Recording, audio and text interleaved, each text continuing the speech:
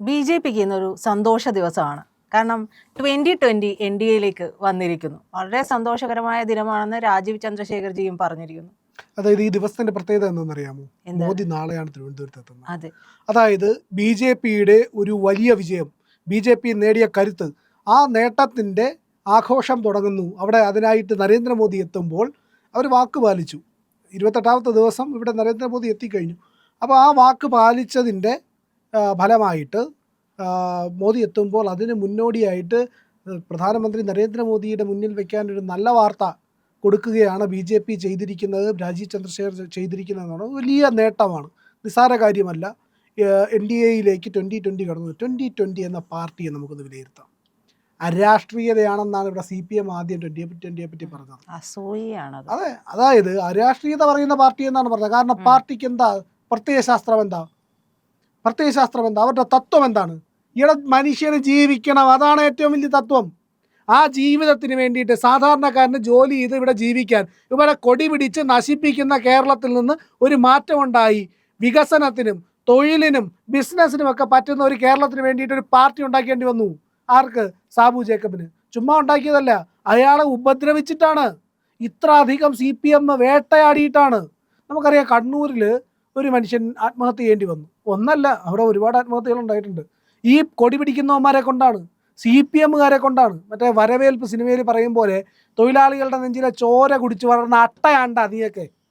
ആ അട്ടകളാണ് ഈ പറയുന്ന കേരളത്തിന് ഇത്രയും നാൾ ചോര കുടിച്ച് വലിച്ചൂറ്റി കുടിച്ച് വ്യവസായ സ്ഥാപനങ്ങളെല്ലാം നശിപ്പിച്ച് ലാഭത്തിലായിരുന്ന KSRTCയെ കൂടെ നഷ്ടത്തിലാക്കി നശിപ്പിച്ച് നാറാണക്കല്ലിടിപ്പിച്ചത്. ഇവർ ഇടതും വലതും കൂടെ നിന്നിട്ടല്ലേ ഈ നാശം അത്രയും ഉണ്ടാക്കിയത്? ഒന്നാലോചിച്ച് നോക്കി. ചുവപ്പ് കൊടിയുടെ അപകടം എന്താണെന്നുള്ളത് കേരളം തിരിച്ചറിഞ്ഞ്, അങ്ങനെ ഒരു വലിയ സമൂഹം അത് തിരിച്ചറിഞ്ഞിട്ടാണ് അവർ ഈ പറയുന്ന 2020 ഉണ്ടാക്കിയത്. അപ്പോൾ അവന്മാരെന്താ ചെയ്തത്? ഈ നശൂലം പിടിച്ചവന്മാർ രണ്ടും കൂടെ, ഇടതും വലതും കൂടെ ഒരുമിച്ച് ചെയ്യുന്നവരെ ആക്രമിച്ച് 25 പാർട്ടികൾ ചേർന്നിട്ടാണ് 2020-ക്കെതിരായിട്ട് സഖ്യം ഉണ്ടാക്കിയത്. 25 പാർട്ടികൾ, ഒന്നും രണ്ടും അല്ല.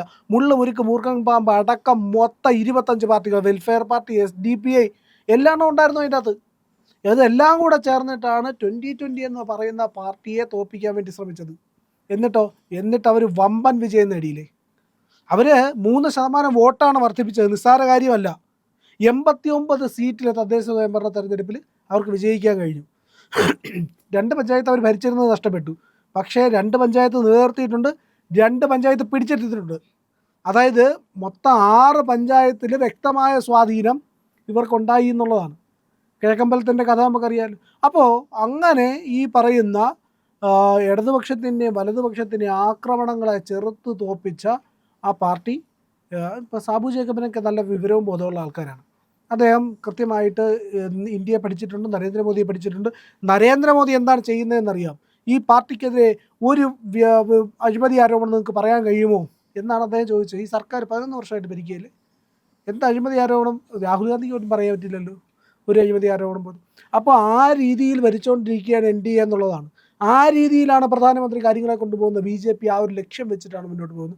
കഴിഞ്ഞ ദിവസം നമ്മൾ BJPയുടെ മറ്റൊരു വാർത്ത കേട്ടു. നിതിൻ നബി, 45 വയസ്സ് മാത്രം പ്രായമുള്ള ഒരു ഗ്രാമത്തിൽ നിന്ന് വന്ന ഒരു സാധാരണക്കാരൻ BJPയുടെ അമരത്തേക്ക് എത്തിയിരിക്കുന്നു. രാഹുൽ ഗാന്ധിയുടെ പാർട്ടിയിൽ ആരാ പ്രസിഡന്റ് ആവുന്നത്? അമ്മയും മോനും മോളും കൂടി ഇരുന്ന് തീരുമാനിക്കും. അപ്പനും സുമത്രയും ഞാനും എന്ന് പറയുന്നത് പോലെ തീരുമാനിച്ചിട്ട് കൊണ്ട് പ്രതിഷ്ഠിക്കും.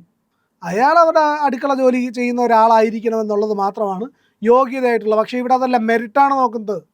കഴിവുണ്ടോ, ആർജവമുണ്ടോ, ജനങ്ങൾക്ക് വേണ്ടി നിൽക്കാൻ കഴിയുമോ, നിസ്വാർത്ഥമായി പ്രവർത്തിക്കാൻ കഴിയുമോ, രാഷ്ട്രത്തിൻ്റെ ക്ഷേമത്തിനും ഐശ്വര്യത്തിനും ഉയർച്ചയ്ക്കും വേണ്ടിയിട്ട് പടവരുത്താൻ കഴിയുമോ, ഇതാണ് നോക്കുന്നത്.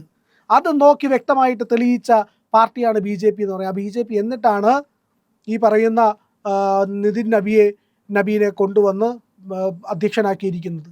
അതിൻ്റെ തുടർച്ചയെന്നുള്ള ഇന്നത്തെ ദിവസം നോക്കി ഒരു വ്യക്തമായ നിലപാടുള്ള, ഇടത് വലത് ഭീകരതയ്ക്കെതിരെ നിലപാടെടുത്തിട്ടുള്ള, വികസന അജണ്ടയാക്കിയിട്ടുള്ള, ബിസിനസ് എന്ന് പറയുന്ന പുതിയ കാലത്തിനെ മുന്നോട്ട് നയിക്കാനുള്ള ശേഷി, ആർജവും കരുത്തൊക്കെ ഉണ്ടാക്കുന്ന പാതയിലേക്ക് യുവാക്കളെ അധികം പ്രോത്സാഹിപ്പിക്കുന്ന, യുവാക്കളെ അടക്കം പ്രോത്സാഹിപ്പിക്കുന്ന സാബു ജേക്കബ് അടക്കമുള്ളവർ NDAയിലേക്ക് വരികയാണ്. NDAയ്ക്ക് അതൊരു മുതൽക്കൂട്ടാവും, സംശയമില്ല. നിരവധി പാർട്ടികൾ, സ്വാഭിമാനികളായിട്ടുള്ള രാഷ്ട്രീയ ബോധം ഉയർത്തിപ്പിടിക്കുന്ന ആൾക്കാർ വ്യക്തമായിട്ട് പറഞ്ഞിട്ടുണ്ട്. എന്നാൽ കഴിഞ്ഞ ഒരു ദിവസം NDAയുടെ ഒരു ഘടകകക്ഷി NDA വിടുന്നു, കോൺഗ്രസിലേക്ക് പോകുന്നു എന്നൊക്കെ പറഞ്ഞിട്ട് വിഷ്ണുപുരം ചന്ദ്രശേഖരനെ പറഞ്ഞിരുന്നു. അപ്പോൾ എന്താ പറഞ്ഞത്? അദ്ദേഹം എന്താ പറഞ്ഞത്? ഞാനെങ്ങും പോകുന്നൊന്നുമില്ല, ഞാൻ RSSകാരനായിട്ട് ജീവിതം തുടങ്ങിയ ആളാണ്. എൻ്റെ വളരെ ചെറിയ പ്രായത്തിൽ ഞാൻ ഈ പറയുന്ന കാക്കി ട്രൗസർ ഇട്ട് തുടങ്ങിയ ആളാണെന്ന് പറഞ്ഞുകൊണ്ടാണ് അദ്ദേഹം പത്രസമ്മേളനം നടത്തിയത്. NDAയുടെ ഭാഗമായി ഉറച്ചു തന്നെ നിൽക്കും എന്ന് പറഞ്ഞു. അതാണ് ഈ പറയുന്ന NDAയുടെ കരുത്ത്, കെട്ടുറപ്പ് എന്നുള്ളതാണ്. അത് നരേന്ദ്രമോദി കൊടുത്തിരിക്കുന്ന ഒരു സന്ദേശമുണ്ട്. അത് താഴെ തട്ടിൽ വരെ, BJPയുടെ താഴെ തട്ടിൽ വരെ എത്തുന്നതാണ്. അതിന് ഈ പറയുന്ന ഒരു സംഘടിത കേഡർ സ്വഭാവമൊന്നും അല്ല ഉള്ളത്. എന്നാൽ കോൺഗ്രസിനെ പോലെ കെട്ടഴിഞ്ഞ സംവിധാനവുമില്ല.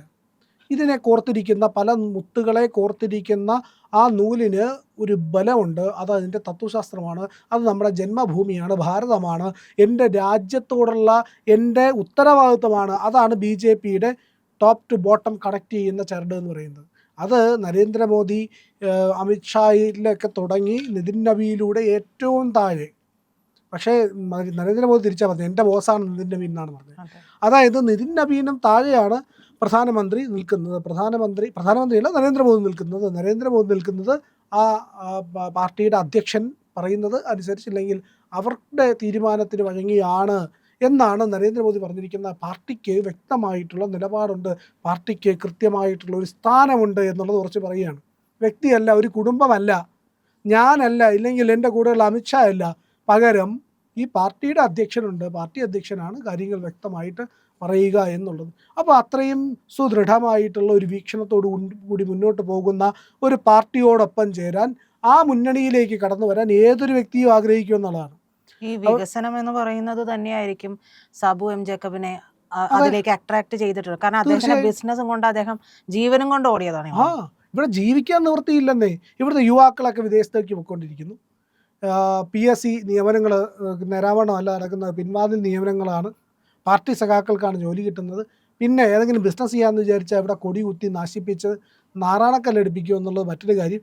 അങ്ങനെ നിരന്തരമായിട്ട് മനുഷ്യനെ ജീവിക്കാൻ കഴിയാത്ത സാഹചര്യത്തിൽ ആശുപത്രികളിൽ മരുന്ന് പോലും കിട്ടാനില്ലാത്ത സാഹചര്യങ്ങളല്ലേ ഇവിടെ ഉള്ളത്. അപ്പോൾ മനുഷ്യന് പണം ഇല്ലാതെ ജീവിക്കാൻ പറ്റാത്ത അവസ്ഥയാണ്. എന്നാൽ പണം ഉണ്ടാക്കാനായിട്ട് എന്തെങ്കിലും ചെയ്യാമെന്ന് വിചാരിച്ചാൽ അത് നടക്കില്ല. ഇനി എല്ലാം നശിച്ചു പോട്ടെ, ദൈവത്തിനെ പോയി വിളിക്കാമെന്ന് പറഞ്ഞു കഴിഞ്ഞാൽ ഭഗവാനെ വരെ അടിച്ചോണ്ട് പോകുന്നവന്മാരാണ് രാജ്യം സംസ്ഥാനം ഭരിക്കുന്നത് എന്നുള്ളതാണ് ഒരു പ്രധാനപ്പെട്ട ഒരു കാര്യം. അപ്പോൾ ഇങ്ങനെ അതിന് ഒത്താശ ചെയ്യുന്ന കോൺഗ്രസ്സുകാർ, അത് സോണിയാഗാന്ധിയുടെ അതിൻ്റെ ആ പറയുന്ന തൊട്ട് നിൽക്കുന്ന പട്ടികയിലുണ്ട് എന്നുള്ളതാണ് പറയപ്പെടുന്നത്. അപ്പോൾ ഇങ്ങറ്റം തൊട്ട് അങ്ങറ്റം വരെ ഈ അഴിമതിയിൽ കുളിച്ച് നിൽക്കുന്ന, ഇല്ലെങ്കിൽ ഈ പറയുന്ന സ്വജനപക്ഷപാതത്തിനായാലും നെറികേടുകൾക്കായാലും എല്ലാം നിറഞ്ഞു നിൽക്കുന്ന ഈ പറയുന്ന ഇടത് വലത് സഖ്യത്തിനെതിരെ ഒരു മനുഷ്യന് ചിന്തിക്കണമെങ്കിൽ, അവന് പ്രവർത്തിക്കണമെങ്കിൽ, മുന്നോട്ട് പോകണമെങ്കിൽ ഇതല്ലാതെ വേറെ മാർഗമില്ല. എത്ര പേരാണ് ഇതിലേക്ക് വന്നുകൊണ്ടിരിക്കുന്നത്, BJPയിലേക്ക് വന്നുകൊണ്ടിരിക്കുന്നത്? S. രാജേന്ദ്രൻ വന്നു, റജി ലൂക്കോസ് വന്നു, 2020 വന്നു. നിരന്തരം രാഷ്ട്രീയ കക്ഷികളെല്ലാം BJPക്കൊപ്പം ചേരാനായിട്ട് എത്തിക്കൊണ്ടിരിക്കുകയാണെന്നുള്ളതാണ്. അതിന് കാരണം ഇത്രയേ ഉള്ളൂ, ഒരു ബദൽ മുന്നോട്ട് വയ്ക്കാനുള്ളത് BJPക്ക് മാത്രമാണ്. ബാക്കിയുള്ളവർ മുന്നോട്ട് വയ്ക്കുന്ന ബദലല്ല, അത് നശീകരണ സ്വഭാവമാണ്, രാജ്യവിരുദ്ധതയാണ്, അഴിമതിയാണ്, തൻകാര്യമാണ്. ഇതൊക്കെയാണ് എന്നുള്ള ബോധ്യമുള്ളത് കൊണ്ടാണ് കൃത്യമായ ഒരു നിലപാടെടുക്കുമ്പോൾ അതിനൊപ്പം ആളുകൾ അണിചേരുന്നത്, പാർട്ടികൾ അണിചേരുന്നത്. അത് സ്വാഭാവികമായിട്ടുള്ള കാര്യമാണ്. അത് മനസ്സിലുള്ള നന്മ അല്ലെങ്കിൽ രാഷ്ട്രീയ ശുദ്ധിയുടെ കാരണത്താലാണ് അങ്ങനെ എത്തുന്നത് എന്നുള്ളതാണ്. എന്തായാലും നരേന്ദ്രമോദിജി നാളെ തിരുവനന്തപുരത്ത് എത്തുമ്പോൾ അവിടെ 2020യുടെ ആൾക്കാരും ഉണ്ടാകും എന്നുള്ളതാണ്. അത് ഒരുമിച്ച് നിൽക്കാൻ, ഒരുമിച്ച് പോരാടാനൊക്കെ, ഒരു കോസിന് വേണ്ടി ഒരുമിച്ച് നിൽക്കാനായിട്ട് കഴിയുന്ന രീതിയിലേക്കാണ് വളർന്നുകൊണ്ടിരിക്കുന്നത് BJP.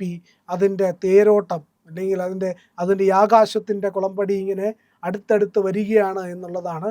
ശത്രുക്കൾ ഓടാൻ തയ്യാറായി നിൽക്കുന്നതാണ് നല്ലത്. പ്രിയപ്പെട്ട പ്രേക്ഷകരെ, നിങ്ങൾ ഇന്ത്യ ലൈവിന് നൽകുന്ന പിന്തുണയ്ക്ക് നന്ദി. നിങ്ങളുടെ പിന്തുണ ഞങ്ങൾക്ക് സബ്സ്ക്രൈബ് ആയിട്ടാണ് ലഭിക്കേണ്ടത്. നിങ്ങൾ ഞങ്ങളുടെ ചാനൽ സബ്സ്ക്രൈബ് ചെയ്യുക. അതിനു വേണ്ടിയിട്ട് ഇന്ത്യ ലൈവിൻ്റെ ലോഗോയിൽ ക്ലിക്ക് ചെയ്യുക. അപ്പോൾ നിങ്ങൾക്ക് ചാനലിനകത്തേക്ക് പ്രവേശിക്കാൻ കഴിയും. അവിടെ സബ്സ്ക്രൈബ് ബട്ടൺ ഉണ്ട്, സബ്സ്ക്രൈബ് ചെയ്യുക. ഒപ്പം ബെൽ ഐക്കൺ അമർത്തി കഴിഞ്ഞാൽ ഞങ്ങളുടെ നോട്ടിഫിക്കേഷൻ യഥാസമയം നിങ്ങളിലേക്ക് എത്തും. അതുപോലെ തന്നെ ലൈക്ക് ചെയ്യുക, ഷെയർ ചെയ്യുക, മറ്റുള്ളവരോട് സബ്സ്ക്രൈബ് ചെയ്യാൻ പറയുക.